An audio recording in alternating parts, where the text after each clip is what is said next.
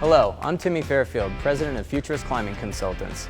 On behalf of Veracity Insurance Solutions, I'd like to welcome you to the Art of Falling video, where we'll be sharing with you gymnastic falling techniques that can help reduce the risk of injuries while bouldering.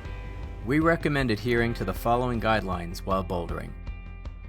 Remove cumbersome jewelry including necklaces, earrings, chains, large belt buckles, spiked bracelets and collars, and remove sunglasses and secure prescription lenses to avoid eye injuries. Remove toothbrushes from chalk bags worn around the waist. Avoid clipping objects to your body such as keys, mobile phones, or pagers, if that's what suits your fancy. Avoid wearing a climbing harness while bouldering, as it gets in your way for climbing movement and it's very cumbersome when falling. All of these personal effects serve only to encumber your climbing movement and present a potential hazard upon impact from a fall.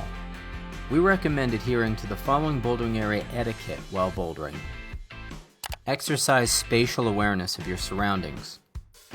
Yield the right-of-way to climbers already on the wall to avoid collisions with other inattentive climbers or spotters, regardless of their ability. Stay off of the designated landing zone when not climbing or spotting. Avoid disrupting another climber's landing zone. Protect the climber's landing zone from the invasion of other bystanders and foreign objects. Keep landing zones clear of other people. Spotters and onlookers should avoid crowding in close proximity to a climber's landing zone, as it may cause pinning, resulting in deactivation of the flooring system's ability to properly absorb the impact force of a falling climber. The climbing facility monitoring staff may suggest to any climber that they utilize proper falling and landing techniques in the bouldering area if they observe incorrect falling habits. Please do not take offense to such intervention regardless of your climbing ability. Please avoid and be aware of foreign objects inadvertently placed in the bouldering landing zone, including benches or chairs, water bottles, spilled fluids or food on vinyl mats, climbing gear and hardware, climbing shoes, chalk bags or toothbrushes, or any other miscellaneous personal effects. Proper biomechanics will help you manage the impact of bouldering falls and increase your climbing longevity. The most important things to remember for execution of the basic falling technique are to change your mindset from climbing to cat mode. Mentally prepare for your landing. Spot your landing. Relax, drop, and roll to execute appropriate falling technique. You'll want to remember the following basic falling and landing technique biomechanics. Widen your foot and arm stance for balance. Slightly bend the knees and the elbows. Remember to retract your arms and absorb from the legs. As you roll onto the mat, you'll want to tuck your chin and engage the neck to avoid whiplash. Avoid the following tendencies when landing from a bouldering fall. Avoid landing with twisted ankles. Instead, land square on the bottom of the soles of your feet. Avoid sticking the landing and bending forward from the lower back. Remember, we don't get points for sticking the landing. Avoid extending your arms to reach for the floor. Avoid extending the legs perpendicularly from the torso when landing on the front or side of the torso. Avoid attempting to land on one leg. Avoid landing with the feet together, which can result in the face making contact with the knees upon impact.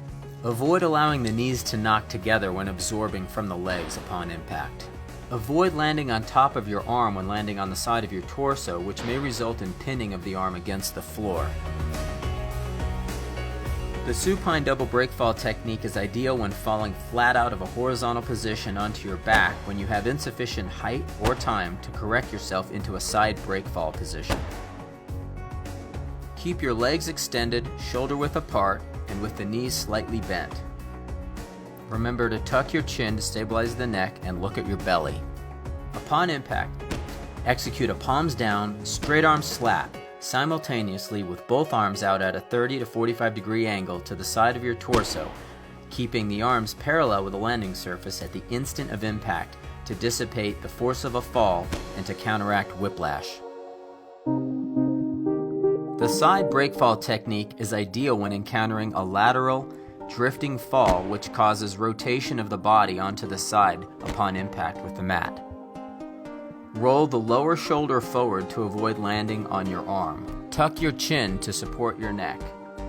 Keep your legs extended with the knees slightly bent and offset from one another and parallel to the landing surface. For proper execution of the side break falling technique, It's important to remember to straight arm slap with the palms down, with the arm on the lower side of your torso at an angle of 30 to 45 degrees in front of your torso, keeping the slapping arm parallel with the landing surface at the instant of impact to dissipate the force of the fall and to counteract whiplash. The frontal prone break falling technique is ideal when you are over-rotating onto the front of your torso with insufficient height or time to correct yourself into a side break falling position. Keep your legs shoulder-width apart with the thighs as an extension of the plane of the torso and your knees slightly bent. Keep your neck in a neutrally straight position with the head turned to one side. Execute a simultaneous slap with the palms down with both arms bent at 90 degrees overhead, keeping the arms parallel with the landing surface at the instant of impact to dissipate the force of your fall and to counteract whiplash. If you fall from high enough off the mat, you can avoid having to execute this face plant technique by log rolling to one side or the other and executing the preferable side break falling technique that we have demonstrated. Do not spot someone significantly larger than yourself. Instead, spot those who are smaller or of a similar height and similar weight. Before spotting or attempting a boulder problem, identify potentially dangerous moves that could result in joint locking, over-rotation, or inversion of your body in the event of a fall. These potentially dangerous moves include the following: horizontal roof climbing, overhead foot placements, high heel hooks and heel hooks on in-cut holds, foot cams and toe cams between two holds. To avoid collisions, do not position yourself directly beneath the climber you're spotting. Maintain balanced body position with a wide foot stance and wide arms. Keep your thumbs in with slightly bent elbows and knees.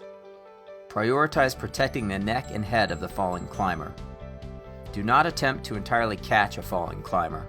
The spotter's role is to neutralize the body position of the falling climber, enabling them to execute proper falling technique upon impact. Thank you for watching the Art of Falling Bouldering Orientation video.